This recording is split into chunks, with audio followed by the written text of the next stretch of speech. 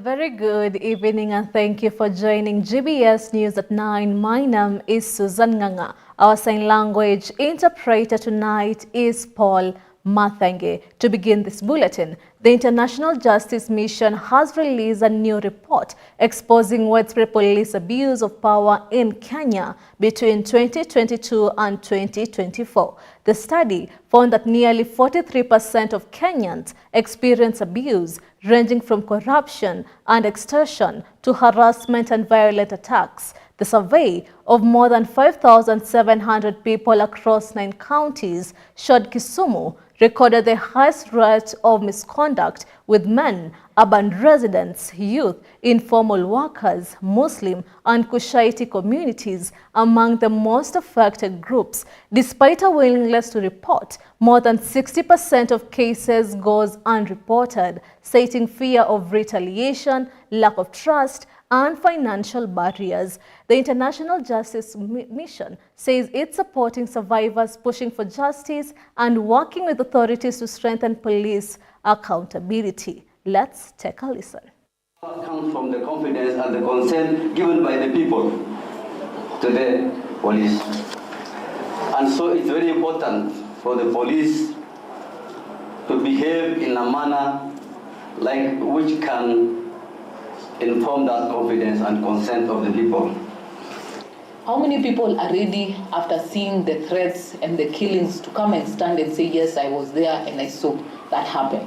If you're not even sure if tomorrow you'll be the next, or the example that is shown. The standards of law, I know we have to keep by the evidentiary nature, but as well as we need to give support, more support to certain institutions to be able that this criminal justice system can actually see life. And on to some good news for the country. The Kenya is set to sign a new power purchase agreement with Ethiopia following the official launch of Africa's largest hydroelectric project, the Grand Ethiopia Renaissance Dam. The 6,450 megawatt facility will allow Kenya to increase electricity imports and strengthen its power grid. Kenya has been importing 200 megawatts from Ethiopia since 2022, but with demand now exceeding 2,300 megawatts, the government is seeking additional reserve power to reduce supply deficits and stabilize the grid, especially during droughts. President William Ruto says the affordable imports at just 6.5 US cents per kilowatt hour will boost key economic sectors such as industrial parks, ICT hubs, and agro-processing. He described the project as a symbol of Africa's ability to deliver transformative infrastructure using its own resources. Negotiations between the two countries are ongoing to finalize the deal. Distinguished guests, Kenya's partnership with Ethiopia on clean energy is a living example of regional integration. In 2022, Kenya began importing 200 megawatts of hydroelectric power from Ethiopia under a 25-year hydro power purchase agreement. This power is transmitted through a 1,045-kilometer Ethiopia-Kenya interconnector, a vital component of East Africa's power pool. Beyond affordability, this energy unstable supply enhances grid reliability, particularly during droughts when hydropower output is volatile. With Kenya's peak demand exceeding 2,300 megawatts and rising, this additional capacity strengthens our reserve margins and reduces supply deficits. I have already had a conversation with Prime Minister that we will be having an extended conversation on whatever reserve power that is available from this dam. We are ready to sign a power purchase agreement so that we can take some of the power from this.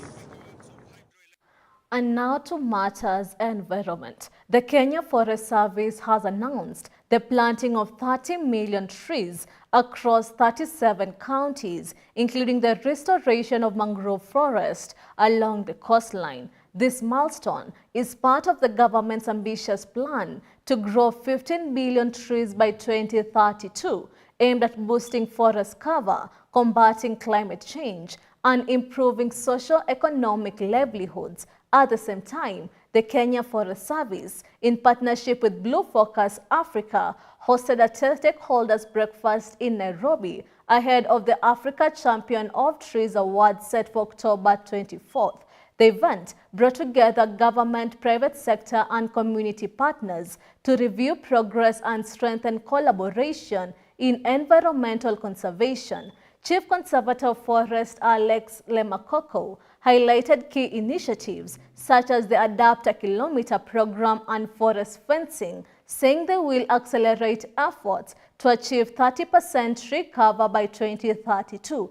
The ACT Awards will recognize individuals and organizations championing sustainability across the continent, with more than 250 applications already received.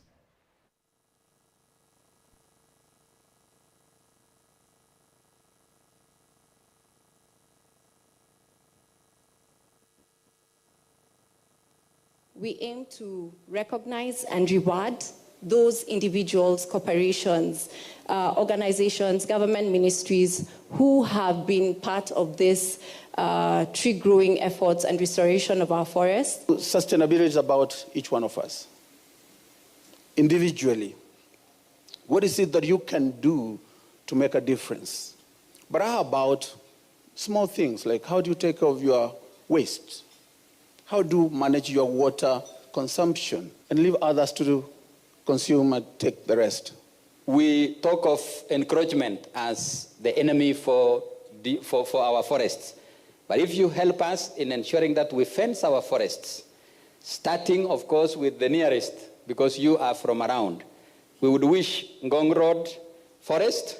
We will also wish Ngong Hills Forest to be fenced, and we will encourage that we can pool resources together.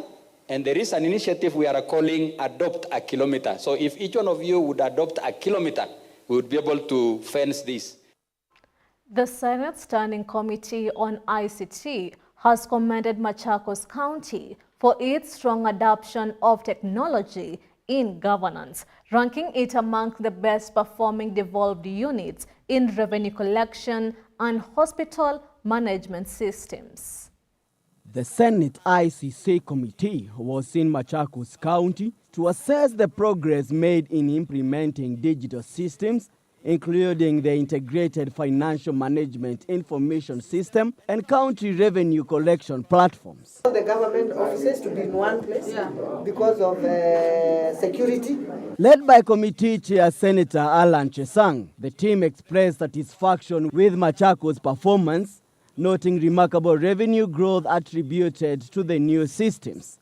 Chesang congratulated Governor Wavinya Deti for what he described as a model county in ICT adoption.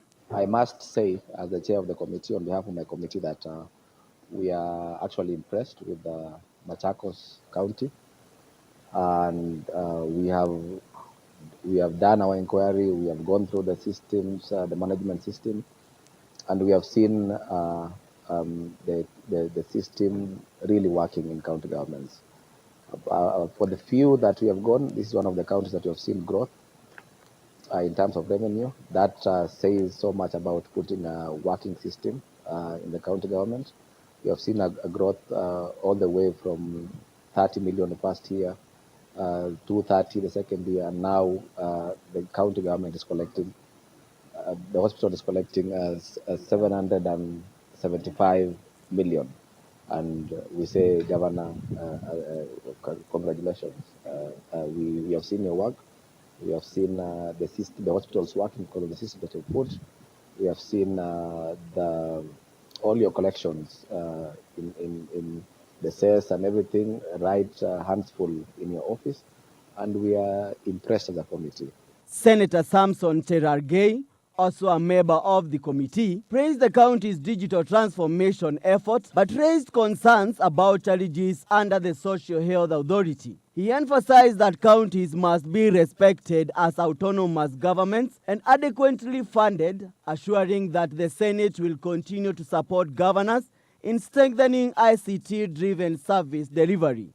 And I'm happy she has noted that the system, and we have seen in many cases where the system is being encroached, she has taken decisive action. The only thing I wanted to say is that we have heard that there is still challenges of share, and as a committee, the chair will give direction in appropriate time that the county should be given their money through share the reimbursement to ensure they function. We are happy the governor has noted the upcoming infrastructure of the hospital, which is very critical. We have seen the system on how it manages our drugs, the surveys, and I think one of the success stories of any functional devolved unit is a functional health system, and we are happy that apart from infrastructure, we have noted with appreciation that dispensation of drugs and medical services is on top notch. Article 96, we are supposed to protect the interest of counties. So on e-procurement governor, on the RLMF, on all these issues of share, you can be assured that the Senate will stand with the counties going in the future. Reporting for GBS TV, I'm Paul M. And still on Machakos County, Machakos Governor Wavinya Ndeti has suspended 36 county employees following allegations of corruption across multiple departments. The officials are accused of diverting public funds, issuing fraudulent receipts, and undermining revenue collection. Governor Ndeti says the suspensions are part of a broader effort to uphold integrity in public service and has forwarded the names to Ethics and Anti-Corruption Commission for further action. Here is the full report. 36 county employees have been suspended in Machakos following corruption allegations. Governor Wavinya Ndeti has made the announcement during a press briefing citing misuse of public fund, fake receipts and illegal permit across key departments. Existing policies and controls, fraudulent activities continue to surface in revenue collection. These fraudulent activities include underreporting of the collected fees, diversion of funds, issuing of fake receipts and permits, among others. The suspension comes amid a wider crackdown by the Ethics and Anti-Corruption Commission, which is investigating multiple cases nationwide. Governor Ndeti has forwarded the names to the authorities for further action and directed the affected staff to hand over duties immediately. While the county has invested heavily in digitization, our revenue collection system, it is quite unfortunate that some public servants continue to collude with members of the public to obtain permits through illegal means, whilst some are even unaware that they are being conned by these characters. Investigations are ongoing and legal steps may follow. Governor Ndeti has urged all county workers to reject corruption and embrace transparency. Reporting for GBS TV, I'm Ibrahim Said. Narok County government is prioritizing the expansion of vocational training centers, with Governor Patrick Ntutu warning land grabbers that their days are numbered as his administration reclaims public land for education and development. Speaking during the launch of a modern twin workshop at Nairagie and Career Vocational Training Center, the governor decried influential individuals who had illegally occupied government land, vowing that all grabbed parcels will be repossessed. He urged parents to take advantage of the institution by enrolling children who did not join colleges or universities, noting that the new facilities will equip them with practical skills for the job market. Na niwaone wale wengine ambayo nasikia wameanza kuwa wanataka kuchukua shamba ambayo ni community. Tunakuja tayari tumepata pesa kidogo ambazo tunataka kufanya planning hapa kwa hii na Rejangari yetu. Na zile shamba zote, kama unajua wewe umechukua shamba ambayo ni public utility, let me tell you, mimi nitakuja kufence hiyo shamba na nichukue na nguvu, na nitatumia nguvu yote ile ambayo mimi niko naye, ambayo wananchi wamenipea. The training center offers accredited courses in plumbing, motor vehicle mechanics, and electrical installation, with training integrated into competency-based programs to produce graduates with relevant skills. Currently, Nairagie and Kare VTC has 174 students, many of them girls who dropped out of school due to early marriages and pregnancies. Ntutu also promised bursaries for students from vulnerable backgrounds to ensure they remain in school. Wasasi wetu nataka kuwaongelesha. Hatuwezi jenga institution kama hii na hakuna watoto. Tunaomba sasa, tuko na facilities. Tafadhalini mlete watoto wale wetu ambao hawajafika kwenda secondary ama wale ambao hawajafika kwenda colleges. Tunataka watoto wakuje hapa, waendelee wasome hapa na tusaidiane. Basari, tulikuwa tumesema ya kwamba kila mtoto ambaye anaingia hapa tunalipa 15,000. 15. At the same event, the governor handed over a new school bus to Ntulele Secondary School aimed at easing transportation challenges. He encouraged students to focus on their studies and excel in their national examinations, calling good results the best gift they could give to their parents, teachers, and the community. Leaders and parents commended the county government for prioritizing education, emphasizing that it remains the key to success. Hii lab, wakati nilikuja hapa, wanafunzi waliniambia hawana pahali ambapo wanafanyia practicals. Ndiposa tulipoamua ya kwamba tutajenga hii twin lab. Nimesikia mwalimu mkuu, ndugu yangu na pia chairperson wameniambia hii lab itakuwa bure kama hatujakuwa na equipment. Nataka kuhakikishia nyinyi by next week around Monday mkuje ofisi kama kamati twende tutafute hii equipment. The county administration has pledged to continue expanding VTCs, equipping schools and offering bursaries to ensure more young people acquire skills and education. Officials say the investments will help transform Narok into a hub of technical training, while creating opportunities for the youth to secure dignified livelihoods. Molin Rono for GBS News. Well, that report takes us to a very first break here. GBS News at 9. Keep your feedback streaming into social media platforms at GBS TV Africa. The SMS line is 21144. We'll be right back. Confidence and body image. Confidence and body image is what we'll be talking about today. So I've always been told I'm too short to model. Does height really matter, or is confidence enough? No. Height, in the world we are in today, height does not matter. It doesn't. When it comes to modeling. Actually, leave alone height, even body size doesn't Even matter. body size? Yes. Modeling Right. it's an open space to express yourself. You know, modeling is visual representation of a brand of who you are. So it's about you showing up and showing your authentic self. Just that. In the industry, I have experienced, met very short people, men and ladies, and they do amazing. They're really good. It's all about, I think, believing in yourself, that confidence, you know, and knowing you can do it and you need to do it. Walk an imaginary runway across the room, but do it like you're wearing 10-inch heels and atuna heel. So yeah, pretend do it like you're wearing a 10-inch heel. Haibo.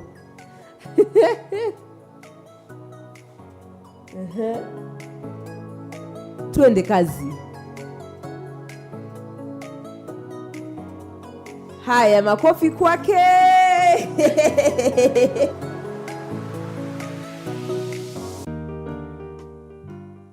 Hello, my name is Nyabio.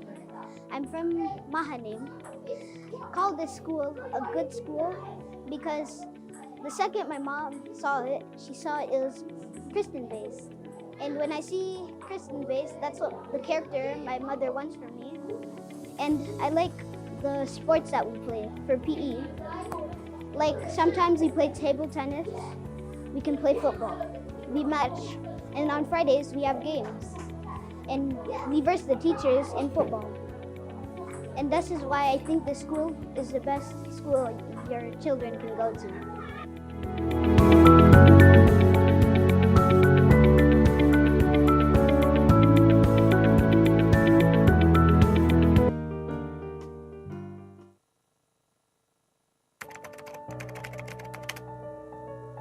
what is the problem?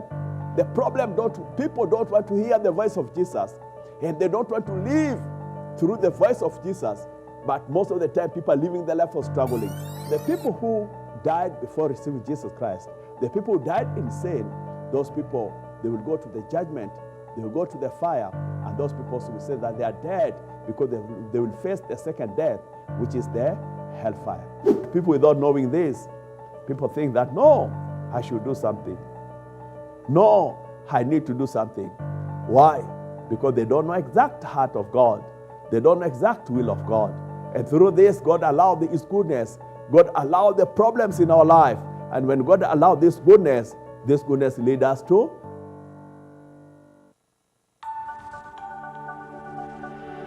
everywhere GBS. And now to the international news. Hundreds of protesters have gathered in Uvira, Eastern Democratic Republic of the Congo, demanding the removal of General Gasita, a senior army commander accused by locals of failing to guarantee security in the troubled region. Let's take a listen. The demonstrators, made up of the youth, women, and community leaders, marched through the streets of Uvira, chanting slogans and holding placards, calling for accountability within the military leadership. They accused General Gasita of negligence in the face of escalating armed group attacks that have displaced families and fueled insecurity in South Kivu. Nous a envoyé un officier dont nous ne sommes pas We were sent an officer we do not agree with, General Olivier Gasita. Il a une très mauvaise expérience. He has a very bad track record in Bukavu.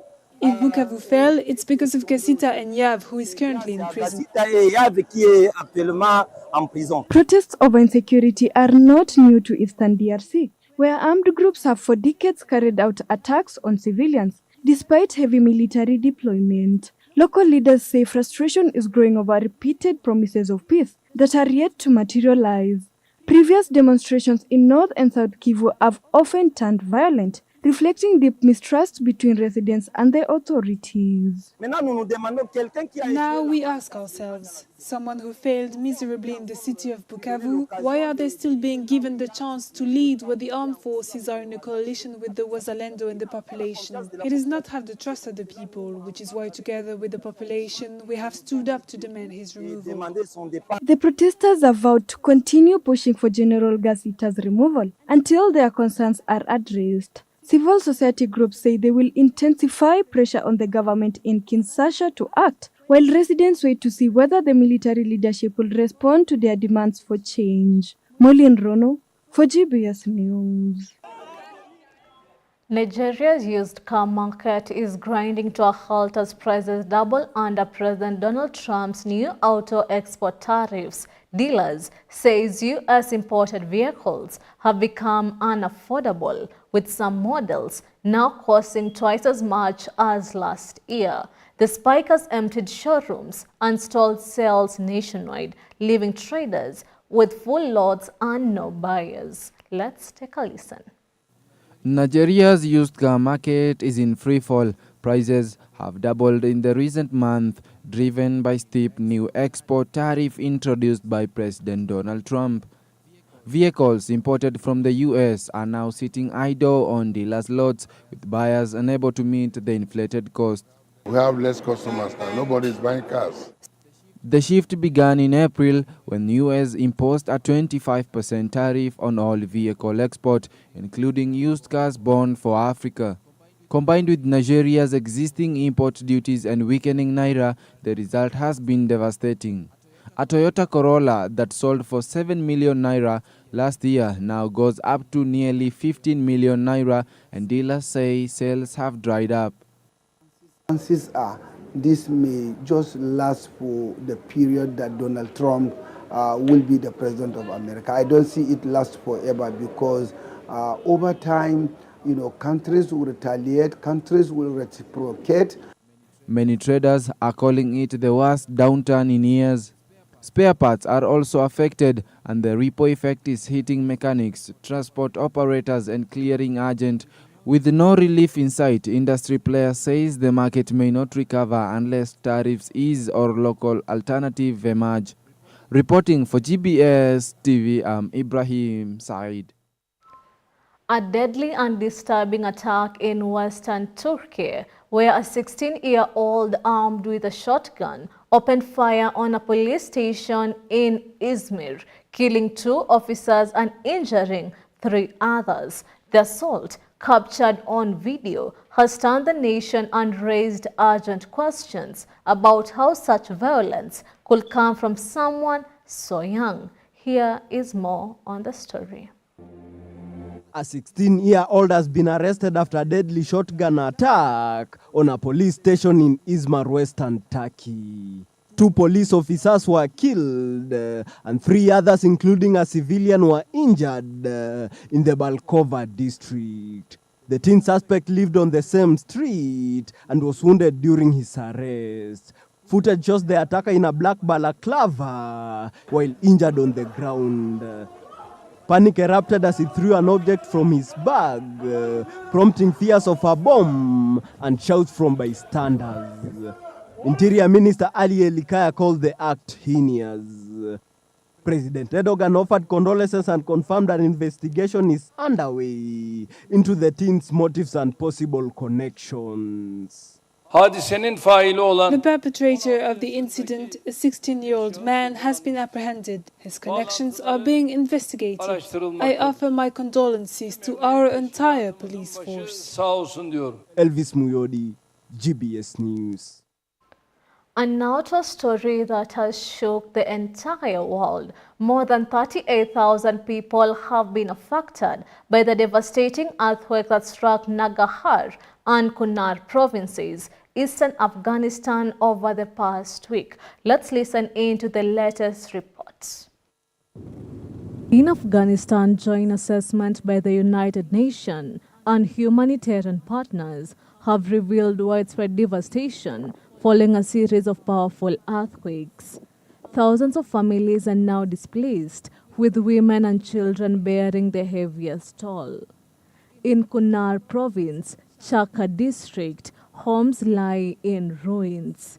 Zadad Khan lost 4 members of his family. He and his children were injured when their 3-room house collapsed. Across Loyi village, the devastation was equally grim. Abdul Jabbar Hanafi says most of the 28 lives lost were women and children, unable to escape as the ground shook.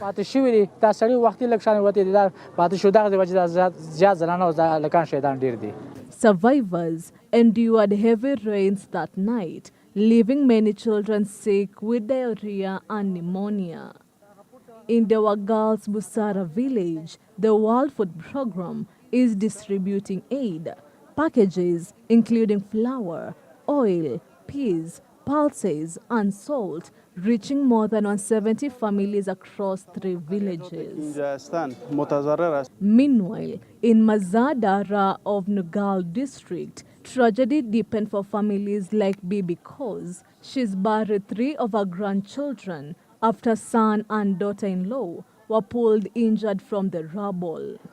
According to the United Nations, over 38,000 people have been affected by the earthquake in Nangarhar and Kunar provinces. At least 1,475 people have been confirmed dead and more than 2,300 injured, numbers expected to rise as assessments continue.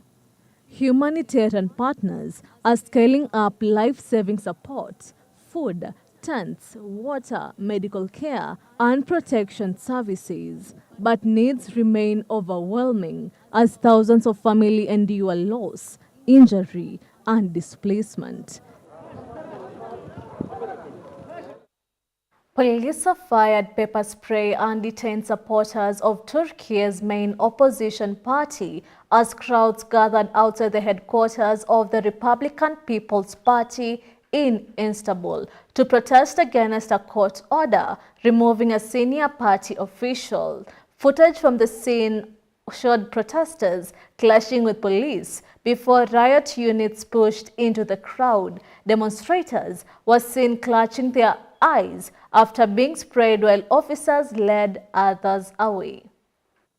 Tempers fly outside the stable headquarters of Turkey's main opposition party, CHP. This follows a court ruling on September 2nd that all the party's 2023 provincial congress on the grounds of alleged irregularities. The decision led by the dismissal of elected party officials and the appointment of a temporary committee, triggering protest and a fierce backlash from the main opposition. They are annulling our Istanbul Provincial Congress, shamelessly appointing a trustee. They're sending police to block the entrance of our provincial headquarters. They're violating our home, our sacred space, by not letting CHP members enter the house of their political family. A party member has now taken over as appointed chairman of the CHP and Istanbul. He insists the move was internal and not made through outside intervention. He was only able to enter the building under police escort amid a backlash dragged to the team by party members. The court has made a ruling. Those who filed the complaint are CHP members. All parties involved are from CHP. The colleagues who recommended us are also members of the Republican People's Party. We are not trustees or anything like that. One of the dismissed provincial leaders says the move was politically driven. The government can't accept CHP as Turkey's leading party and is trying to reshape it through the courts. But as devoted members, we won't allow it. We'll resist through all legal means. And for some supporters, the judiciary's involvement amounts to an attack on democracy. A military coup, but a civilian one carried out through the courts, and sadly by the people claiming to be CHP members. While the dispute stems from internal tensions within the CHP, the ruling party's involvement is added security after the main opposition gained control of key municipalities in the 2023 local elections. Reporting for GBS TV, I'm Paul Ermine. And Paul's stories take us to his favorite segment of the show, the sports news. Let's get sporty.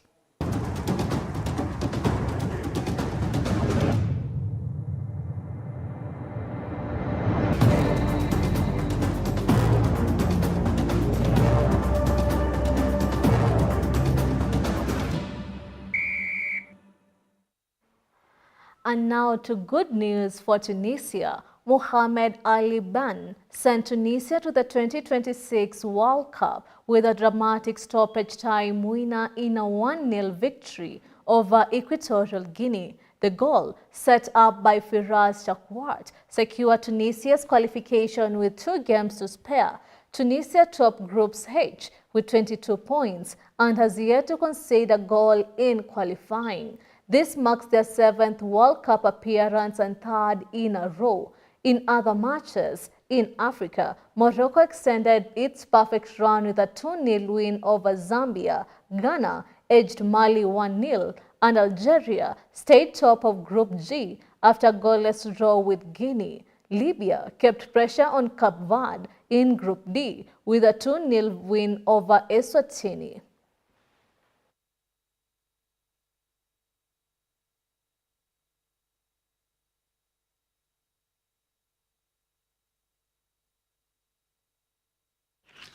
We have come to the end of our news bulletin. It's always a pleasure having you on board. Let's do this again, same channel, same time.